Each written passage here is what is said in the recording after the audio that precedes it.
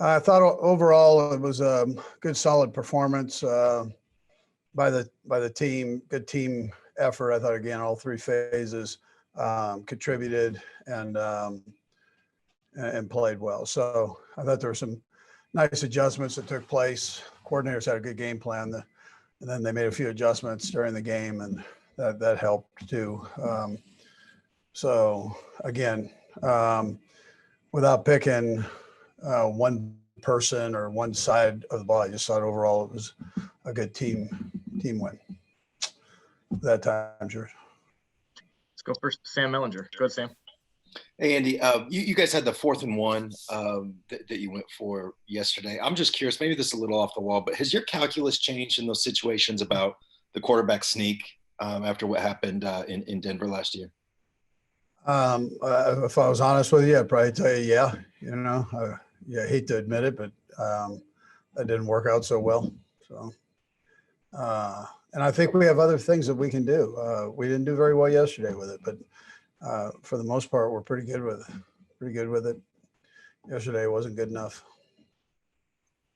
Let's go next to Soren Petro. Go ahead, Soren.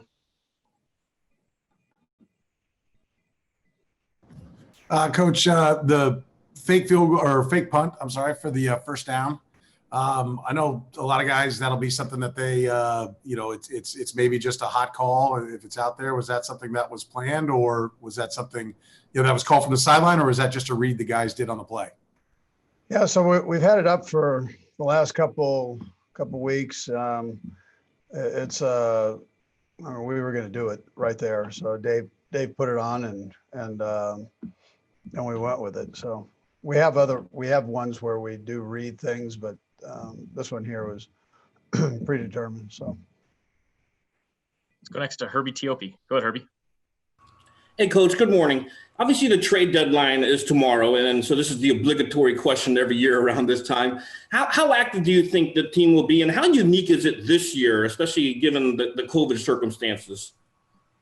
Yeah, I mean, it's unique, but there's been movement, and I don't know what takes place here the next couple of days, whether it's here or anywhere else, but there has been movement. I guess it's somewhat unique, and just from the testing standpoint, what you have to get done before the player can actually get on the field. So, but we'll see how it goes here the next couple of days here, next day or so. Let's go next to Adam Teicher. Go ahead, Adam. Hey, Andy, there are quarterbacks out there, obviously, who can make a lot of big plays, and there's some who are good at avoiding turnovers and other mistakes, but very few like Pat who can do both of those things at a really high level. Can you maybe go into give us an example of some of what he does so well that allows him to marry those two things really well? And Brad will have one quick follow-up too. Yeah, he's got great vision. And most of all, feel in the pocket, just on where things are happening and the pressures are coming from, and then obviously when he's out in space, it's great for young kids to watch him when he breaks the pocket, that his eyes are always downfield, and to be able to do that with confidence, you've got to know where everybody's at and have trust in the guys, and he does a nice job. Nice job with that. Okay, and looks like you're going to be playing against Christian McCaffrey on Sunday, assuming he's coming back this week, which I think he is. What were your thoughts on him when he was coming out in the draft that year? And would he have been a guy you may have considered had Pat not been available there for you guys? Sure. No, he would have fit in the offense well. I think probably every coach would say that in this league. He was a heck of a college player, and he's sure doing a nice job in the NFL. So we'll have to make sure we know what's going on with him. Not that David, their other running back is doing very well too, filling in for him. So they have a really, along with the receiver that also plays running back. So they've got three guys there that are really talented players. By the way, nice hat. I appreciate you breaking that out. Let's go next to Aaron Ladd. Go ahead, Aaron. Coach, looking at the stat sheet, it just kind of stood out. Passing yardage almost at 450, and then running yards at 50. Was there something that New York was doing that kind of prevented you all from getting what you wanted to click on in the running game, or was it just the adjustments that you were talking about earlier? We know we can get these guys through the year. And then I'll have one quick follow-up, Brad, but it'll be fun, I promise. We got a lot of follow-ups. That's good, huh? So what we looked at was we were coming in with a top 5 run defense, and they're pretty stout up front, do a nice job. Their scheme allows them to do that likewise. And so we felt like whether it was the RPO game or that was attached to the run game, that that and or our throwing game, that short intermediate game would be good. And so we kind of leaned on those areas, and it worked out okay. And the follow-up is, it seems like you were a very popular Halloween costume with the week 1 outfit, the foggy face mask. You can't live it down, right? Listen, that's all right. It's yeah, it's all good. It's all good. Yeah, humbling, right? Let's go next to Nate Taylor. Go ahead, Nate. Andy, you guys lead the league in turnover differential right now, +9. You're tied for having the most takeaways in the league with 14. From your perspective, just what have you appreciated most from your defensive coaching staff and how they've coached guys to be opportunistic in trying to get the ball? Well, they practice it, Nate, right? You're out there, you see that. I mean, they they hammer that point home, and the guys believe in it, and they're the ones executing it on the field. So they believe in it. They some of it's just being in the proper position to be able to either make an interception or not, and understanding the defense. And so there's a lot of hours that go in from a player standpoint on making sure they know that the scheme and can take advantage of opportunities when the ball's in the air. So they've done a nice job. And then tackling the football, still form tackling, but sliding your hat to the side of the ball, has been helpful too. Go next to Matt Derrick. Go ahead, Matt. Hey, Coach, I do have my Missouri Tiger shirt on for you, but I appreciate that too. I just saw Tiger in the background. Aaron. Yeah. Hey, this might be a bit of an esoteric question for you on a Monday, but you've never been shy about looking to other teams and coaches for ideas on offense. I'm just curious, who do you look to? I mean, is there anybody right now that you look at the college level or other coaches in the league and think that there's ideas that you can pick up and learn from them?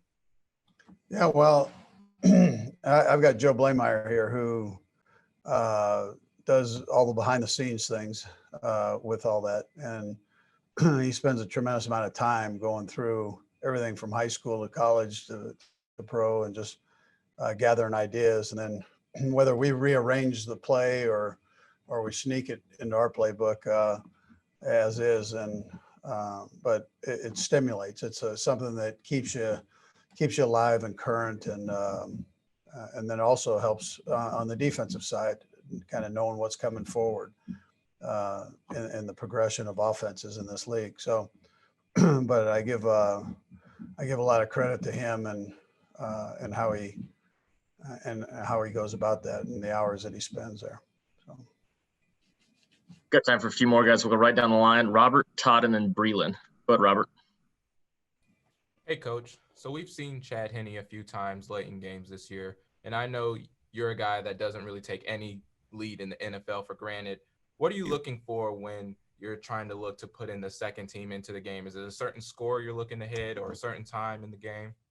Robert, you know what, that last part cut out there. Just say that one more time. So what are you looking for when you're trying to determine when to put in the second unit? Is it a certain score, certain time in the game? What are you looking for? Yeah, kind of movement on both sides. Just where we're at. The score obviously starts that thought process, but are you safe doing that and still, being able to get those guys an opportunity to play? And you never know when they're going to be in the game playing in a normal situation. And then listen, they all bust their tail during the week, and it gives them an opportunity to feel a part of it. And so that, all of that kind of goes into the thinking, I would tell you. Yeah. Go next to Todd Lebo. Go ahead, Todd. Hey, Coach, I wonder if you could just speak to how kind of your defensive backfield has had to work through lots of different things this year with suspensions and injuries and all that, and how well they've ended up playing for you. I missed this thing's cutting out for whatever reason. I don't know what's going on. Just give it to me one more time. Your defensive backfield with all the different changes and, suspensions and injuries and how they've kind of battled through all of that and continued to kind of get the job done for you. Yeah, they've done a nice job. Dave Merritt, Sam, they've done a nice job of keeping everything together and teaching all the young guys and the veteran players.